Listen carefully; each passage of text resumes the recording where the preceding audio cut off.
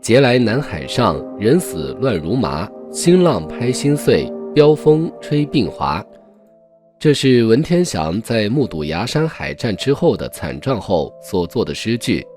祥兴2年3月19日，随着崖山海战的落幕，南宋王朝152年的统治彻底被画上了句号。让人震惊的是，崖山海战失败后，当时南宋治下的10万军民竟然做出了跳海的举动。2月初6那一场惨烈的海战之后，第2天海面上出现了浮尸10万的惨状。这场战争究竟是怎么一回事呢？公元1273年，虽然离南宋的最终灭亡还有好几年的时间，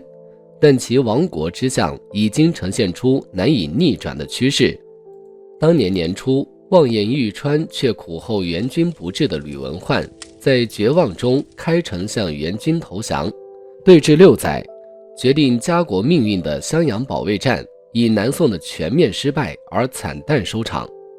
但屋漏偏逢连夜雨，山河巨变前夕，35岁的宋度宗又于1274年8月龙驭宾天，将赵宋王朝偌大的烂摊子留给了临安城中老迈的太皇太后谢道清和年仅4岁的继任者宋恭宗赵显。襄阳易手，南宋已然元气大伤，但这只是其漫长噩梦的开端。襄阳之后，蒙军扶汉入江，水陆并举，直扑长江下游，而鄂州、江州、安庆等沿江重镇皆是望风而降。安庆东进便是建康，被蒙古人逼到悬崖边缘的南宋已无退路可言，只能拼死一搏，派出能够力挽狂澜的最后救星，曾经在鄂州之战中击败忽必烈的权相贾似道，领兵13万西出池州迎敌。结果丁家州一战遭遇惨败，南宋最后的家底也全部赔光。1275年的这场江上对决，南宋官方曾建制的武装力量损失殆尽。消息传回京师，临安城中手足无措的太皇太后谢道清只能传召天下兵马入京擒王。但很快，残酷的现实便让他震惊不已。帝国分崩离析在即，那些手握重兵的将领，不是明哲保身，便是暗中通敌，要么就是保持观望，驻足不前。而依然拥有半壁江山的南宋王朝，此时愿意应召起兵共赴国难的，居然只有文天祥、张世杰2人，秦王部队的数量合计也不过3万人。败仗依旧不止，投降还在继续，而蒙古铁骑攻破建康，已剑指临安。岁月云暮，南宋京城内一片凄风冷雨，悲观绝望的气氛完全笼罩了整个朝廷。而更加不幸的是，大敌当前，宋廷内部非但没有同仇敌忾稳定局势，反而一直处于某种不和谐的状态。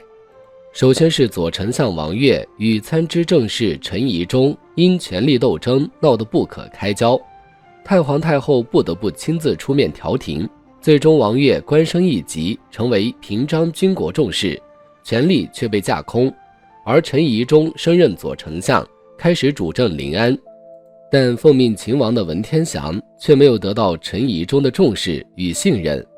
值此10万火急之际，却只能待在临安城中，终日无所事事。而随着时间的推移，惶惶不可终日的朝中大臣开始集体逃亡。主持朝政大局并负责与蒙古和谈的陈宜中，在谈判前夕逃之夭夭。而在此之前，右丞相刘梦妍更是早已不知所踪。此后，文天祥临危受命，成为右丞相，但又因为在死守临安还是退保江南的战略方向上，与同样领兵入京的张世杰产生分歧，而张世杰又对朝廷乞和投降的态度心怀不满，在城破前夕率军由海路南下，离开临安。作为帝国的实际掌权者，60多岁的太皇太后此刻除了老泪纵横，哪还有什么起死回生的办法？关键时刻，除了尽量放低身段向元朝求和，为了延续王朝最后的火种，谢道清接受了文天祥的建议，将杜宗的另外2个儿子赵氏封为义王，赵昺封为广王。在杭州即将沦陷之前，由陆秀夫保护着2位年少的王爷匆匆离京南下。1276年2月初5，元军终于兵临城下。宋恭帝手捧传国玉玺和降表，率百官出城请降。3月，元军满载着南宋的户口籍册、册宝仪仗、车辂辇城、礼乐祭器、图书珍玩等器物，押解着南宋恭帝、两宫后妃、皇室宗亲、勋贵重臣、太学生等数千人，浩浩荡荡北上元大都。至此，建炎南渡后，偏安江南近150年的南宋，作为政治实体，实际上已经宣告灭亡。恭帝被俘北上之时，先行离京的赵氏、赵昺和一众护卫亲随，也开始了颠沛流离的南下逃亡之路。一行人经婺州、温州辗转来到福州。此前在临安不辞而别的陈宜中和领兵愤而出走的张世杰闻讯后相继赶来会合。5月间得知临安失守，恭帝出降的消息，众人便拥立赵氏于福州登基，改元景炎。此时的流亡小朝廷，朝政和军事方面主要依靠的是陈宜中和张世杰的组合。陈宜中虽然有在临安陷落前出逃的污点，但好在此人并未变节投敌，又是曾经南宋的左丞相，位高权重，具备强大的号召力。而张世杰在保卫临安的过程中，虽然经历了几次大败，但是还掌握着一定兵力，且他的忠心也是经过了时间的考验。端宗赵氏继位后，任命陈宜中为左丞相兼都督，张世杰为枢密副使，陆秀夫任签书枢密院士。一时之间，各路抗元兵马转战于闽、赣、粤各地约1年之久，抗元救国形势大好，声势复振。然而，在福州政权建立之初，陈辽之间尚能同心协力，以国事为重。但好景不长，局势稍安之后，内斗便接踵而来。起初是外戚杨亮节以国舅自傲，居中秉权。张世杰又与陈宜中议论不合，而陆秀夫更是有志难伸，处处受到陈宜中的掣肘和压制。陈甚至授意御史言官暗中弹劾，导致陆秀夫被贬谪潮州8个月。后来还是在张世杰的一再坚持下，才被陈宜中勉强召回朝廷。最令人痛心疾首的是，右丞相文天祥因在临安主持和议，被囚禁于元营。此后在镇江侥幸脱困，但历经艰险抵达福州后，又受到了陈宜中的排挤，只得黯然离开。此后忠心耿耿的文天祥转战江西、福建等地，最终不幸于1278年底在广东海丰被元军俘虏，囚禁5年之后，在燕京从容就义。从开封到临安，从临安再到更南的福州，两宋朝堂之上，士大夫们延续300余年的内讧党争始终没有消失，反而在战火之中愈演愈烈。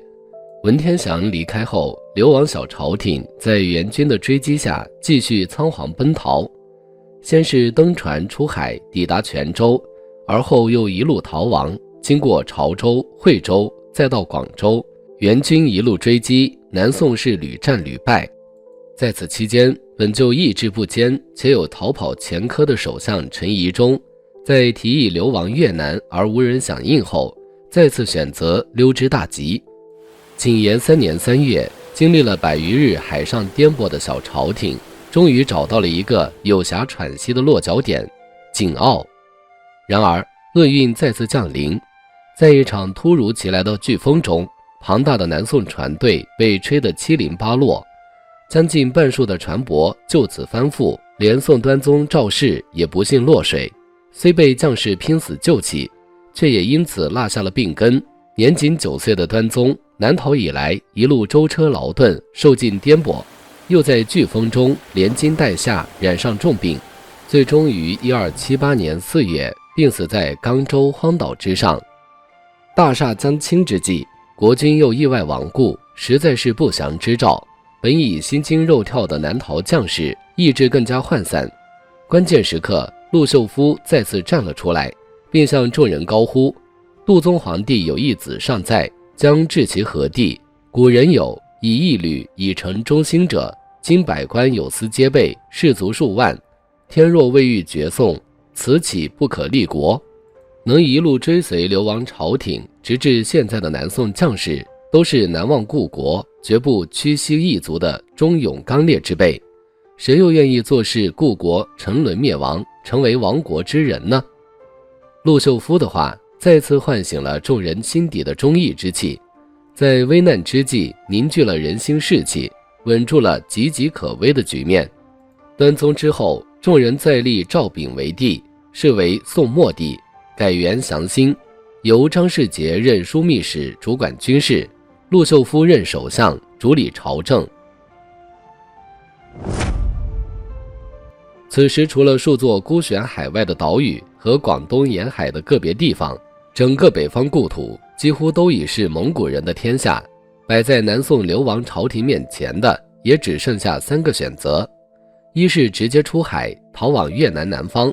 此前不辞而别的陈宜中便是走了这条路线，此后再也没有回来；二是跨越海峡直至海南岛，但此时末帝身边的南宋军民尚有20余万，而当时的海南岛又极其荒凉偏僻，大军逃亡至此无异于坐以待毙；三是在广东沿海继续流亡，与敌周旋并伺机反攻。张世杰最终选择了这条路。在雷州遭遇惨败之后，张世杰决定率众继续向南，且行且战之间，大部队已临近东亚大陆的最南端崖山。崖山位于今天广州正南80到100公里的一个海湾中，周围密密麻麻地分布着许多岛屿。瀛洲湖水由此处出海，海面上东有崖山，西有汤平山，两山环抱，延伸入海，阔景里许，故也称之为崖门。崖山周围潮汐湍急，舟行艰难，而崖门之内却是天然的避风良港，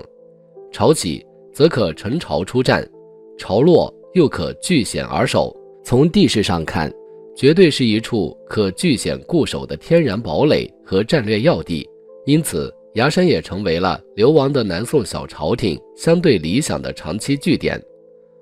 船队靠岸后，张世杰立即派人以最快的速度进山伐木，在岛上造行宫30间，建军营3000座，以供君臣将校栖身之用。余下的20万士卒、民众和随军眷属则被安置于船上生活。为了迎接意料中即将到来的殊死搏斗，张世杰又令随军匠人改造舰船、兵器。在崖山期间，陆秀夫虽然内调工艺，外筹军旅，任务繁重，但即便如此，他也仍不忘按时给小皇帝赵昺授课。在他心中，救亡图存、收复河山固然重要，但文化的延续更代表着汉民族精神的传承。如果文化因战乱而中断，那么南宋也就在真正意义上消亡了。元至元16年，南宋祥兴2年正月，张弘范率周师抵达崖山，两宋历史上最惨烈悲壮、恢宏激越的一战即将在此上演。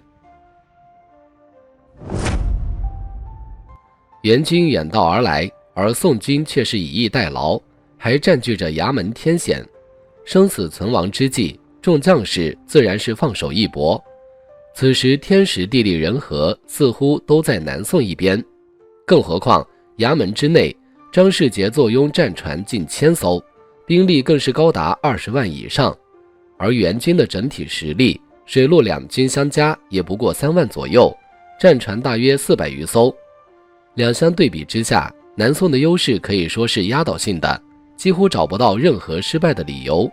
而如果能守住崖山，甚至抓住机会大获全胜，那么便可借此在南方立足，再凭借两广一隅之地与蒙古继续周旋，也不是没有可能。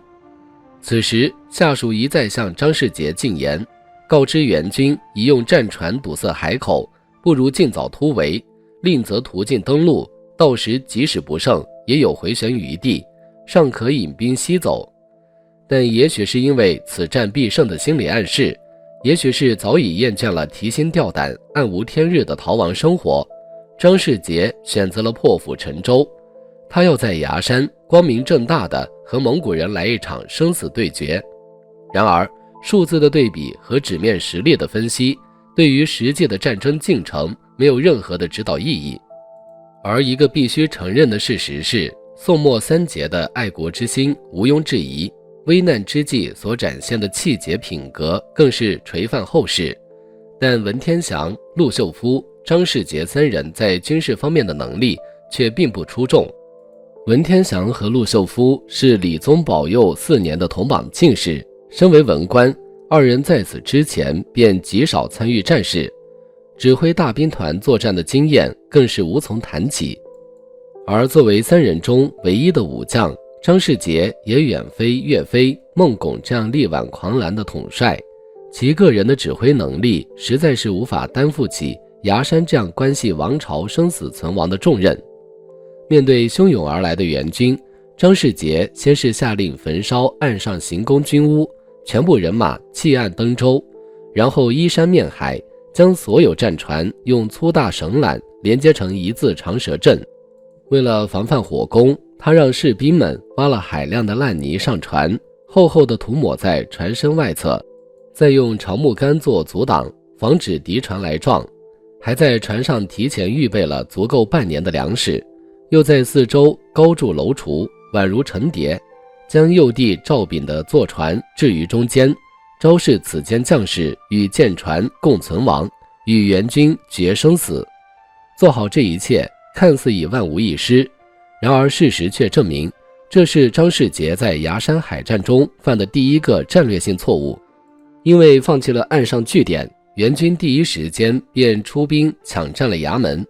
不仅彻底阻隔了宋军重回陆地的可能，更切断了船队淡水供应的通道。光有粮食而无法解决饮水问题，仅仅半旬过后，问题便出现了。10载，兵如干粮10余日，可甚，下局海水饮之，海咸，饮急呕泻，兵大困。蒙古人的火攻虽然短时间内无法奏效，但此时援军李恒部从广州赶至增援，已堵住了崖山北部海面的出口，而张弘范则增派舟师，控制住了南面海口。而南宋这边1000余艘战船捆绑在一起，看似形成了一座不动如山的巨大水上城堡，但实际上并不具备任何的攻击力。1279年2月初6，这一日乌云密布，海浪汹涌，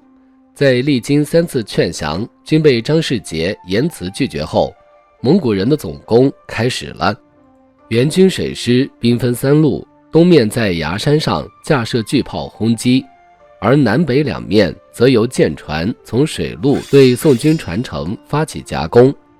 张世杰率众力战，从黎明时分直到黄昏降临，历经涨潮退潮2个时段，士兵和船阵先后崩溃。关键时刻，船队中突然有一艘战船的桅顶绳段齐落，顷刻之间，许多舰船的墙旗也随之纷纷降落。张世杰见旗倒兵散，大势已去，连忙调集亲兵，砍断船缆，准备轻装冲开血路，杀出重围。只是海面已一片混乱，张世杰遥望右地御舰陷入重围，却无法接近，只得命轻舟驶入，接赵炳突围。但战火纷飞之中，陆秀夫疑心有诈，不敢将右地交出，接应者无奈，只好退走。而远处停在外围的张世杰也只得率领10余艘战船，顺着退潮的海水扬帆远逃。余晖散尽，暮色四合，陆秀夫举目四周，遇见被孤零零地困于战场中央，眼见今日已是无法逃脱，南宋丞相于是盛装朝服，催促自己妻儿投海，继而又郑重其事地对右帝赵炳说道：国事至今一败涂地，陛下当为国而死，万物重蹈德佑皇帝的覆辙。随后便背负起年仅8岁的南宋末帝，走向咸边，纵身一跃，投入茫茫大海。崖山一役，南宋全军覆灭。至此，国祚319年的赵宋王朝成为历史。